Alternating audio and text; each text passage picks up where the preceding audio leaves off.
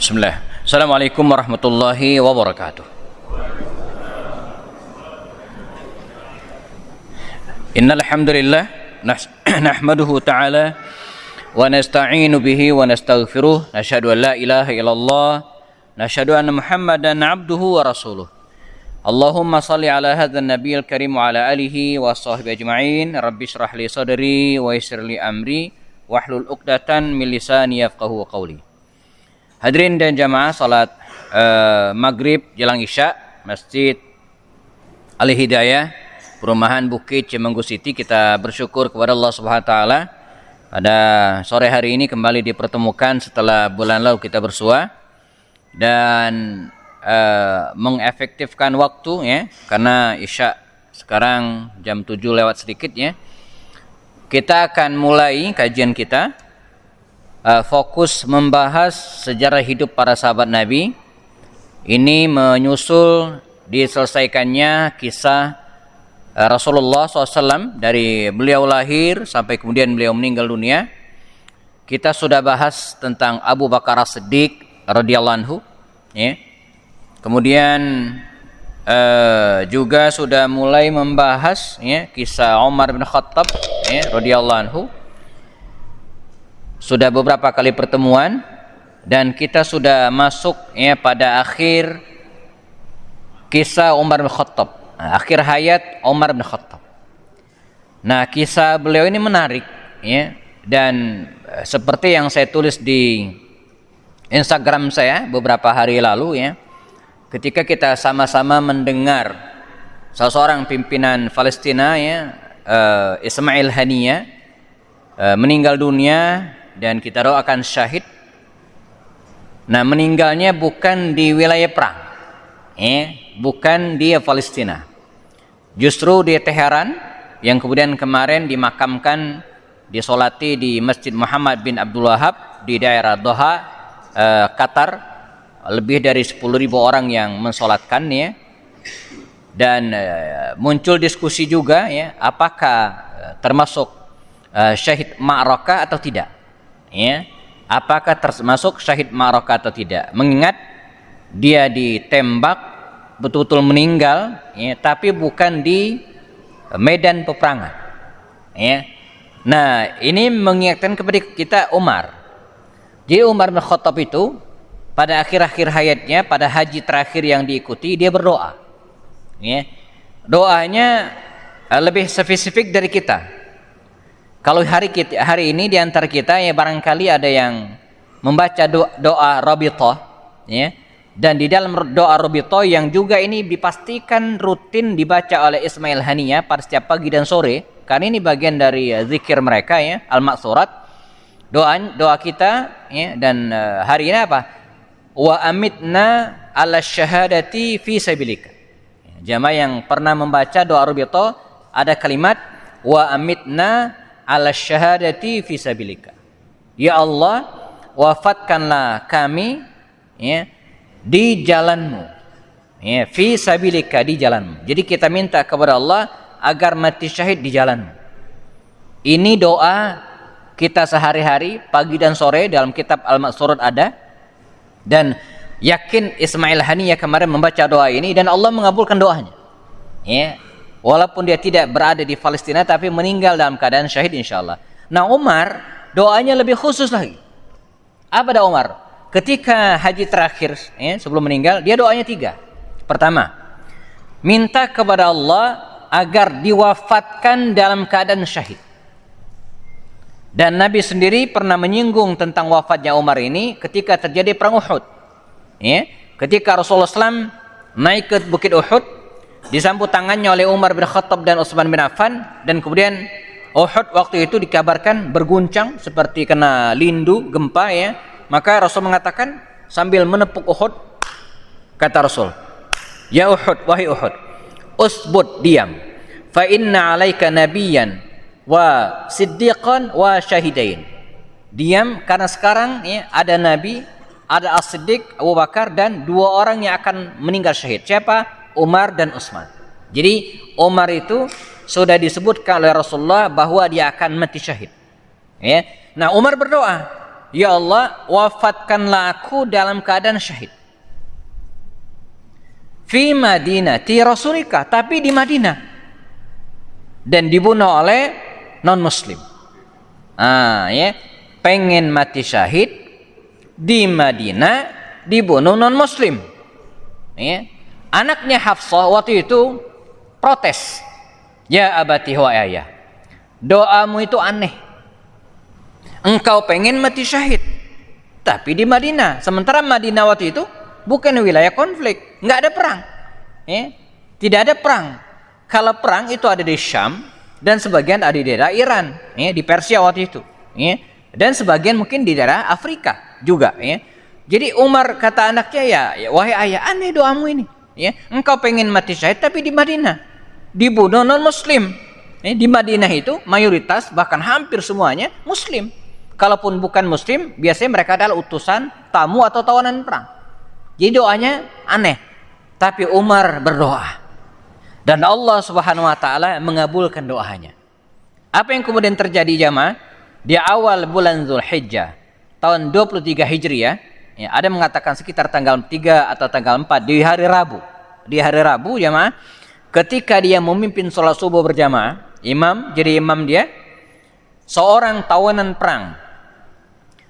perang Qadisiyah dari Persia, ya, dan dia kalah perang di tahun al-Qaum Muslimin dalam rangka rehabilitasi mentalnya, dan dengan ada harapan dia masuk Islam, maka dia jadi tahanan rumah, begitu kira-kira, ya.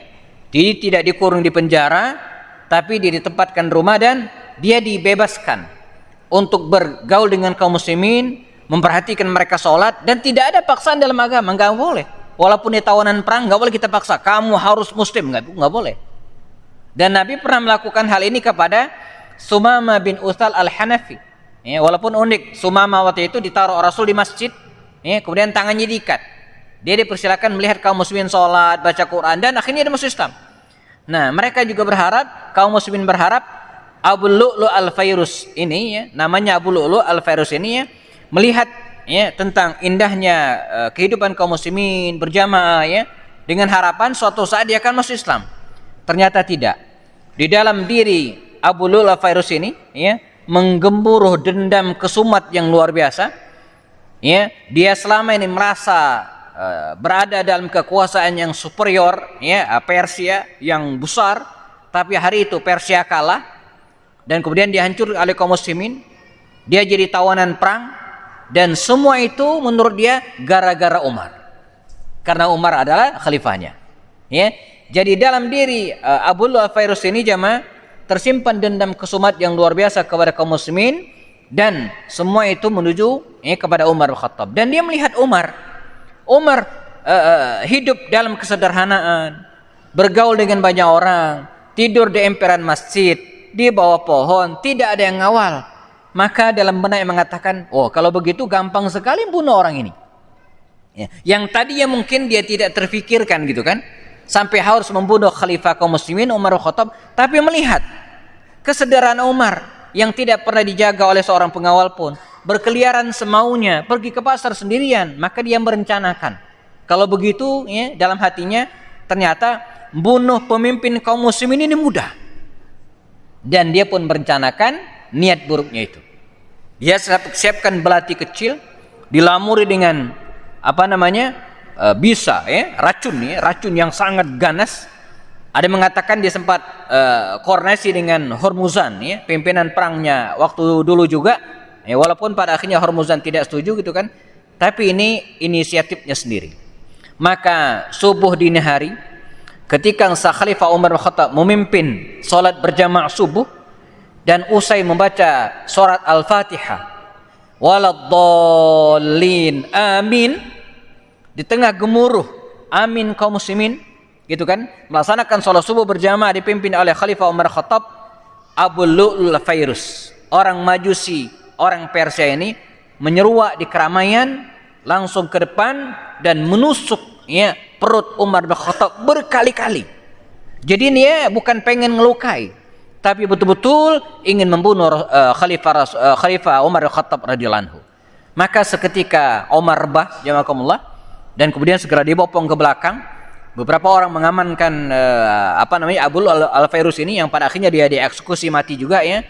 Maka majulah ya, seorang sahabat. Ada yang mengatakan Abdurrahman bin Auf, ada yang mengatakan Suhaib bin Sinan, ya, Suhaib Ar-Rumi ya. Dalam beberapa referensi mengatakan yang jadi imam adalah Abdurrahman bin Auf. Dengan bacaan yang sangat sederhana. Ya. Dengan bacaan atau ayat yang sangat ringkas. Ya. Pertama dibaca surat Idza jaa nasrullah, riwayat mengatakan setelah itu dibaca Al-Ikhlas. Sederhana sekali. Umar kemudian dalam keadaan terluka, ya, dibawa ke rumahnya, didatangkanlah at-tabib, ya, dokter kalau hari ini, memeriksa lukanya Umar, berusaha untuk darahnya dicegah supaya tidak mengalir terus ya. Umar dikasih makan dan ada riwayat mengatakan makanan tersebut tidak sampai diproduksi lagi oleh ususnya sampai keluar apa adanya. Maka kata dokter, ya, kata tabib waktu itu mengatakan sepertinya nyawa sang Khalifah Umar tidak mungkin dipertahankan lagi. Nah, dalam kondisi demikian ya, Umar sempat bertanya kepada para sahabat, siapa yang membunuh saya? Siapa yang nusuk saya? Kata Umar Khattab. Maka para sahabat menjawab, Abu Lu'lu Al-Fairuz. Umar tersenyum. Apa kata Umar? Alhamdulillah. Saya kutipkan di slide. Alhamdulillah. Segala puji bagimu ya Allah. An ja'alta qatli. Engkau jadikan pembunuhku. Ala yadi rajulin. Di tangan seorang laki-laki. Laisa bimuslim. Bukan muslim. Hatta la yahjubani baina yadayka bi sajratin sajadahalaka. Sehingga ya, tidak ada yang menghalangiku antara dirimu dan engkau ya, sujud sekalipun. Artinya apa? Orang yang membunuhnya ini non muslim, beragama majusi, gitu kira-kira ya, dan belum pernah sujud sekalipun kepada Allah Subhanahu wa taala. Umar meninggal 3 hari kemudian sesuai dengan cita-cita dan keinginannya. Meninggal di Madinah ya, syahid dan dibunuh oleh non muslim. Ya, dia meninggal 3 hari kemudian dan para ulama sepakat jamaah, walaupun dia meninggal di Madinah Al-Munawwarah, ya, meninggal di Madinah Al-Munawwarah, namun ulama sepakat dia meninggal dalam keadaan syahid. Dalam riwayat Imam Muslim, Rasulullah SAW bersabda, ya, man sa'alallaha ta'ala asy-syahadata bi sidqin ballaghahullahu manazila syuhada wa in mata ala firasyih. Kata Rasulullah SAW, man sa'alallaha ta'ala, barang siapa meminta kepada Allah asy-syahadata, agar mati syahid, ya, siapapun dia, walaupun tidak sedang berada di medan peperangan. Dan hari ini kita juga demikian jamaah, ya, kalau walaupun negara kita aman, tentram, tidak sedang perang, dan kita bukan sedang berada di Palestina atau yang lainnya ya, tetap kita meminta kepada Allah agar meninggal dalam keadaan syahid. Wa amitna ala syahadati fi sabilika. Supaya apa? Supaya masuk surganya langsung, direct, tidak pakai transit lagi ya. Jadi kalau umrah itu ada pilihan-pilihannya, naik pesawat yang direct Jeddah ataupun Madinah ya, atau transit dulu di negara-negara lain. Enggak, kita pengen masuk surganya itu kagak pakai transit, kata orang Betawi, enggak pakai mampir ya, jangan mampir di neraka. Dan salah satu caranya adalah meninggal dalam keadaan syahid ya. Barang siapa, kata Rasul, berdoa, meminta kepada Allah agar mati syahid ya, bisidqin, ya, dengan benar, dengan hati yang tulus, bukan sekedar lisan, betul-betul serius ya, ballaghallahu, Allah akan menyampaikan baginya manazilash syuhada ya, pahala, kedudukan orang-orang yang mati syahid, wa in mata ala firasyih, walaupun meninggal di tempat tidur. Nah, karena itu jamaah, di antara sekian banyak para sahabat Nabi yang dalam keseharian mereka selalu berdoa agar meninggal dalam keadaan syahid, tapi pada faktanya mereka tidak meninggal di medan peperangan. Seperti Umar di kasurnya, Utsman di kasurnya ya. Bahkan Khalid bin Walid, kita mungkin pernah singgung, Khalid bin Walid itu meninggal di kasur. Bahkan ketika akan meninggal dia menangis. Syahidtu mi'ata zahf atau nahwaha. Ya, wa ma fi badani illa ta'nun, ya, wa darbun, ya, wa qarhun, ya, wa ha anadha amutu 'alal firash. Kata Khalid bin Walid sebelum meninggal, saya ini telah mengikuti ratusan perang. Tidak ada di tubuhku kecuali bekas luka, bekas tusukan, bekas anak panah, luka, qarh, ya. Dan saya sekarang meninggal di tempat tidur.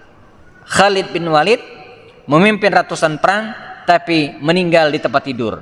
Tapi berdasarkan hadis ini, ketika dia bersungguh-sungguh ingin mendapatkan pahala mati syahid, maka dia akan mendapatkan pahala mati syahid wa in mata ala firashi, walaupun meninggal di tempat tidur. Karenanya Sayyid Sabiq, ya, Sayyid Sabiq dalam kitab fikih sunnahnya jamaah membagi mati syahid ini menjadi 3. Pertama, kata beliau adalah orang yang syahidun fid dunya wa fil akhirah, yang mati syahid dunia akhirat.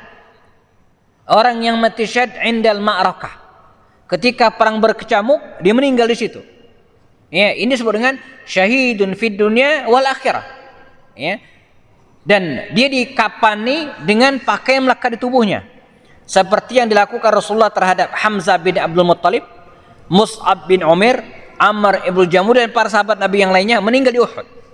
Ini disebut dengan syahidun fid dunya wal akhirah. Yang kedua adalah ada orang yang syahidun fid dunya wal akhirah. Mati syahid dunia tapi tidak mendapatkan pahala mati syahid di akhirat. Siapa itu? Orang-orang munafik. Orang-orang yang ikut perang tapi munafik. Tidak atas nama karena Allah, tapi pengen terkenal, ikut-ikutan bukan karena Allah, dan terbunuh di medan peperangan. Seolah-olah dia mati syahid, tapi ternyata tidak. Dan terakhir ada orang yang syahidun, ya, fil akhirah walad dunya. Orang yang mendapatkan pahala mati syahid di akhirat, tapi tidak di dunia. Mereka ini adalah orang-orang yang meninggal, gitu kan, karena dibunuh seperti Umar bin Khattab, tapi bukan di medan peperangan. Atau orang yang kecelakaan, ya, pesawat, atau al-gharik, orang yang tenggelam, atau orang yang meninggal terbakar, atau ibu-ibu yang melahirkan, ya, meninggal, ya, meninggal, maka orang-orang seperti ini syahidun fil akhirah, dapat pahala mati syahid. Nanti di akhirat akan dikelompokkan bersama dengan orang-orang yang mati syahid. Ya, tapi di dunia dia proses seperti orang biasa. Bahkan termasuk juga orang yang meninggal karena penyakit menular, taun, corona, dan sejenisnya. Ketika dia menghadapi semua musibah tersebut, kecelakaan, terbakar, tenggelam, ya, atau karena penyakit menular, sabiran, dengan sabar, wa mukhlisan, ikhlas karena Allah, maka dia mendapatkan pahala mati syahid. Karenanya Umar bin Khattab ini jamaah diharapkan, dan ini menjadi doa kita semua, dan Nabi juga mengatakan walaupun dia meninggal bukan di medan peperangan, tetapi dia terkategori orang yang meninggal dalam keadaan syahid. Umar meninggal dunia, rahimakumullah. Apa yang kemudian dilakukan sebelum dia meninggal dunia, dan ini pelajaran penting bagi kita hari ini, dia, ya, mengumpulkan para sahabat, tidak memilih salah seorang di antara pun, ya, salah seorang pun di antara mereka sebagai pengganti. Tidak seperti Abu Bakar, ya. Dia juga tidak membiarkan, ya, umat begitu saja, tetapi dia membuat tradisi baru yang mungkin tidak dilakukan Rasulullah, tidak dilakukan Abu Bakar Siddiq. Apa tradisi Umar dalam suksesi kepemimpinan ini, dan mungkin juga dalam kepemimpinan organisasi, jamaah, atau partai, atau apapun, ya, ini bisa kita pakai dengan cara membuat tim formatur. Ya. Jadi sebelum wafat, kata Umar bin Khattab, saya menunjuk 6 orang tim. Pertama, Abdurrahman bin Auf. Yang kedua, Sa'ad bin Abi Waqqas. Yang ketiga, Talha bin Ubaidillah. Yang keempat, Az-Zubair bin Awam. Yang kelima, Utsman bin Affan. Yang keenam, Ali bin Abi Thalib. 6 orang inilah yang ditunjuk oleh Umar. Kata Umar, kalian berenam saya tunjuk menjadi tim. Pilihlah di antara 6 orang ini. kalian rapat. Kalau saya meninggal dunia, rapat. Ya, rapat dan tentukan siapa yang akan menjadi pemimpin khalifah setelah saya. Tapi ingat, jangan lebih dari 3 hari.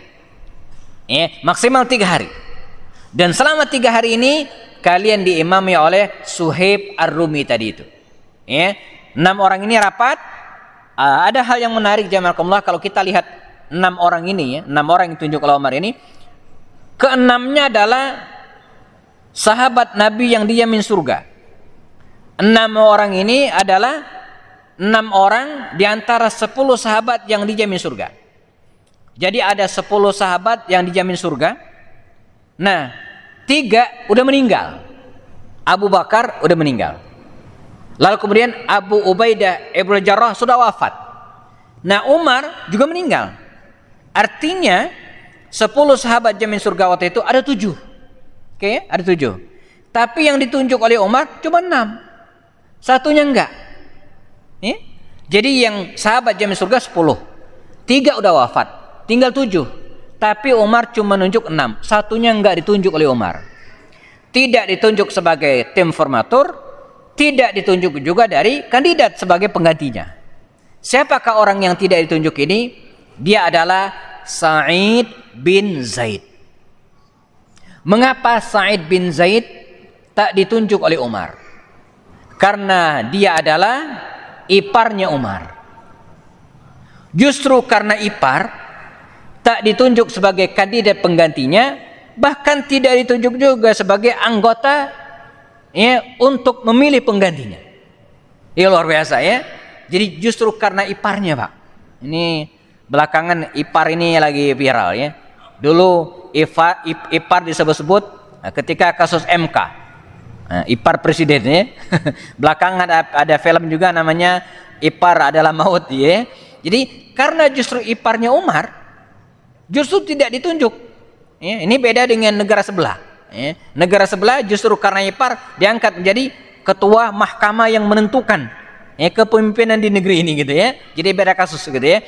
Nah, Sa'id bin Zaid rajulun saleh, orang yang saleh. Lebih dulu dari Umar masuk Islam. Ya, sahabat dekat Rasulullah. Dijamin surga tapi tidak ditunjuk oleh Umar. Sekali lagi karena dia adalah kerabatnya Umar. Satu lagi yang tidak ditunjuk oleh Umar, anaknya, Pak. Abdullah bin Umar waktu itu mewarisi karakter ayahnya. Riwayat mengatakan andai Umar menunjuk anak kandungnya sendiri, Abdullah bin Umar ditunjuk sebagai khalifah penggantinya, tidak ada satupun yang akan protes. Karena emang layak. Abdullah bin Umar anaknya itu ya betul-betul mewarisi ayahnya. Karakternya, kesederhanaannya, kesalehannya terkenal sekali. Bahkan dia masuk Islam sejak awal, dari kecil sudah masuk Islam karena di era Makkah waktu itu ya. Tapi karena anaknya, Pak, Umar menyingkirkannya dari kandidat kepemimpinan. Nah, 6 orang ini rapatnya agak alot. Di hari pertama ditunggu oleh jamaah, belum ada pengumuman. Di hari kedua belum ada pengumuman. Di hari ketiga jelang salat maghrib kemudian mereka mulai gelisah. Siapa yang akan menjadi pemimpin mereka pasca wafatnya Umar bin Khattab radhiyallahu anhu? Dan rapat tersebut alot, lama dapat kandidat ataupun pemimpin yang terpilih karena masing-masing tidak mau jadi khalifah. Nah, kalau kita di sini rapat alot karena semua pengen jadi pemimpin. Begitu kira-kira ya. Di sana enggak ya. Karena semua tidak pengen jadi khalifah pengganti Umar. Abdurrahman bin Auf yang memimpin rapat waktu itu sebagai ketua timnya, begitu kira-kira, yang ditunjuk oleh Umar adalah orang yang justru pertama kali mengundurkan diri. Saya mundur, kata Abdurrahman. Saya juga mundur, kata Sa'ad. Saya juga mundur, kata Talha. Saya juga mundur, kata Zubair. Tertinggal 2 lagi di hari ketiga itu, Ali bin Abi Thalib dan Utsman bin Affan. Dan akhirnya mereka sepakat untuk menunjuk Utsman bin Affan menjadi khalifah pengganti Umar bin Khattab radhiyallahu anhu. Nah, sistem ini jamaah banyak dipakai hari ini. Dalam organisasi, ormas ataupun jamaah ataupun komunitas, cara seperti ini banyak dipakai. Dengan cara membentuk tim, dan tim inilah yang kemudian bekerja menggodok siapa yang akan menjadi pemimpin pada jamaah tersebut. Ada yang menamakan dirinya dengan Majlis Syura, ada yang mengatakan Dewan Syura, dan julukan-julukan yang lainnya. Ada yang mengatakan tim desusnya gitu kan. Mereka adalah yang menentukan. Seperti misalnya di PBNU, itu ada timnya. Mereka rapat Majelis Syura ini dan kemudian terbentuklah struktur kepemimpinannya ya. Saya nggak tahu organisasi lain juga demikian. Di partai politik misalnya PKS juga ada namanya Majelis Syura ya. Mereka rapat dan kemudian ditentukan siapa presiden partai. Jadi tidak semua kader dilibatkan, enggak ya. Hanya orang-orang tertentu yang mewakili berbagai daerah dan berbagai profesi ya, mewakili. Jadi saya ketika membentuk struktur DKM saya di masjid saya di Taman Kenari di Bogor Utara menggunakan sistem ini juga. Jadi kita undang orang-orang yang rada-rada rajin ke masjid, pimpinan-pimpinan RT kita undang. Nah, sekian belas ini kita rapat dan kemudian muncullah beberapa nama dan nama ini kita tawarkan ke masyarakat. Jadi orang yang menjadi kandidat ketua DKM itu betul-betul sudah terseleksi. Jangan sampai yang jadi ketua DKM di viewer ke masyarakat, akhirnya yang jadi adalah orang yang tidak pernah pergi ke masjid, tapi karena dia banyak duit jadi ketua DKM. Enggak seperti itu rumusnya gitu kan, karena sudah terseleksi oleh tim yang menggodok kandidat yang akan mereka pilih ya. Nah, bagaimana dengan Umar?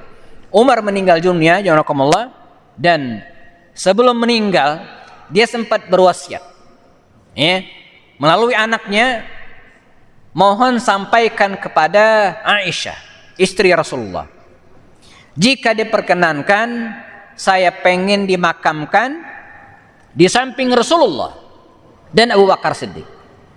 Untuk kita ketahui jamaah, di samping masjid ya, kalau ini Masjid Nabawi misalnya, ini mihrab, di situ rumah Aisyah, di situ dimakamkan jenazah Rasulullah dan di sampingnya Abu Bakar Siddiq. Mohon izinkan saya kepada Aisyah yang punya kamar itu, saya pengen dimakamkan di samping Abu Bakar Siddiq, Rasulullah, Abu Bakar, dan saya pengen di sini. Dan Aisyah pun mengizinkan. Dan ketika Umar meninggal dunia, dibawalah jenazah ini kepada Aisyah dan diminta izinkan lagi oleh Abdullah bin Umar anaknya, wahai bunda Aisyah, izinkan kami ya sebagaimana sebelumnya memakamkan jenazah ayah kami ini di samping ayahandamu dan Rasulullah, dan diizinkan lagi oleh Aisyah. Maka dimakamkanlah Umar bin Khattab di samping jenazah atau kuburan makam Abu Bakar Siddiq. Karena itu jamaah, hari ini kalau kita pergi ke Masjid Nabawi menziarahi makam Rasulullah, baik langsung dari Babus Salam pintu 1 di ujung, ataupun melewati Raudhah di depan maju kemudian ke kanan, kalau jalurnya dari depan ke kiri gitu kan, maka kita akan ketemu ruangan kamar yang hitam dindingnya gitu kan. Dan di situ ada 3 lubang. 1, 2, 3. Lubang pertama, ya, kita akan melambaikan tangan mengucapkan salam kepada baginda Rasul SAW. Assalamualaikum ya Rasulullah. Di situ dimakamkan Rasulullah di dalam ruangan itu. Geser lagi ke sampingnya, kita mengucapkan salam Assalamualaikum ya Abu Bakar. Karena di situ dimakamkan Abu Bakar di samping Rasulullah. Geser lagi ke kanan, ke berikutnya kita mengucapkan Assalamualaikum ya Umar ibn Khattab. Karena mengapa? Karena di situ dimakamkan 3 orang mulia, Rasulullah, Abu Bakar dan Umar bin Khattab. Adapun Utsman yang kemudian meninggal 12 tahun kemudian, tak dimakamkan lagi di kamar ini, tak dimakamkan di sini. Mengapa? Karena sudah penuh. Ini menunjukkan betapa kamar Rasulullah itu sangat-sangat sederhana. Ya, Utsman kemudian dimakamkan di Baqi' al-Gharqad. Di samping Masjid Nabawi itu ada komplek pemakaman yang luas, namanya komplek pemakaman Baqi' al-Gharqad. Utsman dimakamkan di situ. Nah, bagaimana dengan Ali bin Abi Thalib? Jamaah, Ali dimakamkan jauh di Kufah. Mengapa? Karena dia syahid di Kufah, meninggal di Kufah. Maka ya sunnahnya di mana seseorang itu meninggal dunia, maka di tempat itulah, di kota itulah dia dimakamkan. Karena itu makam Sayyidina Ali bin Abi Thalib radhiyallahu anhu jauh dari kota Madinah, berada di Kufah hari ini. Ya, sementara kedua sahabatnya Abu Bakar dan Umar di samping baginda Rasul sallallahu alaihi wasallam. Umar meninggal dunia rahimakumullah dikisahkan tadi pada tanggal 3 atau 4 Zulhijjah di tahun 23 Hijriah. Ya, 23 Hijriah setelah memerintah kira-kira 10 tahun lamanya. Ya, karena dia diangkat menjadi khalifah pada tahun ke-13 pasca wafatnya Abu Bakar Siddiq dan wafat 23 Hijriah. 10 tahun menjadi khalifah. Dalam kurun waktu 10 tahun ini ya, telah begitu banyak kiprah yang dia lakukan ya, baik dalam memperluas wilayah Islam. Karena ini tidak heran kalau Mikhail Hadd ya, seorang penulis dan peneliti beragama Nasrani ya, memasukkan Umar dalam bukunya ya, 100 tokoh berpengaruh dalam sejarah lantaran perluasan Islam sangat-sangat luar biasa pada waktu itu ya. Palestina ya, berada dalam kaum muslimin di masa pemerintahan Umar bin Khattab. Selain itu juga Umar telah membuat banyak tradisi, termasuk diantaranya penanggalan Hijriah yang kita pakai hari ini, termasuk sholat berjamaah tarawih full sebulan itu juga ya, dari Umar bin Khattab. Termasuk juga misalnya menggaji muazzin, ya, muazzin menggaji imam ya, yang sebelumnya enggak ya. Termasuk juga menggaji tentara ya, jadi tentara sebelumnya enggak digaji ya, mereka mendapatkan harta rampasan ketika mereka perang. Di masa Umar enggak, mereka diberikan gaji rutin, sehingga ketika mereka berperang di jalan Allah, keluarganya yang ditinggalkan tidak terbengkalai karena mereka diberikan kecukupan oleh Sayyidina Umar bin Khattab radhiyallahu anhu. Tidak heran kalau hari ini kita semua mendambakan pemimpin seperti Umar bin Khattab radhiyallahu anhu. Sudah masuk waktu Isya? 2 menit lagi ya. Nah, sebagai penutup jamaah, kisah Umar ini sangat panjang dan karenanya next pada pertemuan depan ya, kita akan bahas tema tentang, ada 2 tema lagi. Yang pertama tentang kebenaran lisan Umar dan hatinya. Jadi ada 6 atau 7 ayat yang turun dan bunyinya itu, bunyi ayatnya persis seperti disampaikan oleh Umar. Ya. Kemudian tema yang berikutnya nanti kita akan tambahkan, dan ini menarik, potret keluarga Umar. Ya, berapa orang istrinya, berapa orang anaknya, dan bagaimana mereka mendidik putra-putrinya. Ya, kita akan belajar nanti ya, dan ini ya, sangat luar biasa. Umar ternyata bukan hanya seorang pemimpin negara, khalifah, tapi juga seorang pemimpin keluarga yang bisa kita teladani ya, termasuk mendidik anak laki-laki versi Umar dan mendidik anak perempuan versi Umar. Ternyata beliau membedakan ya, karena karakter yang berbeda ya. Dan kisah tentang potret keluarga Umar ini mungkin butuh sekali pertemuan ya. Saya sudah rangkumkan kisahnya, saya ambil dari buku nah ini potret keluarga Umar bin Khattab, ini butuh satu sesi tersendiri nantinya. Sumbernya saya ambil dari kitab Buyutul Mubasysyirin Bil Jannah. Ini didetailkan dengan sangat luar biasa oleh Muhammad Badr ya, Jasim Muhammad Badr namanya ya. Kisah tentang Umar yang mendidik anak-anaknya, Umar memperlakukan istrinya ya. Umar itu ditakuti orang banyak, tapi pada saat yang sama dia ternyata sangat sayang kepada anak-anak dan sangat sayang kepada para wanita istrinya ya. Dan dia juga dikisahkan ya, walaupun ditakuti oleh musuh, disegani oleh kawan ya, tapi terhadap keluarganya dia sangat lemah lembut sekali. Ia sangat menyayangi mereka. Nah, detailnya jamaah kita akan bahas pada pertemuan berikutnya insyaallah. Sudah masuk waktu Isya ya. Kita cukupkan kajian tentang sirah sahabat hari ini, dan mau diingatkan pada pertemuan depan ya, kita akan melanjutkan tentang keteladanan dari Umar bin Khattab radhiyallahu anhu. Demikian, jazakumullah khairan. Kita siap-siap melaksanakan sholat Isya. Jika ada nanti akan tanyakan, kita bisa diskusi non formal ya ba'da salat insyaallah. Jazakumullah khairan, dan biar berkah selesaikan dengan kafarat majlis. Subhanakallahumma wa bihamdika asyhadu an la ilaha illa anta astaghfiruka wa atubu ilaik. Assalamualaikum warahmatullahi wabarakatuh.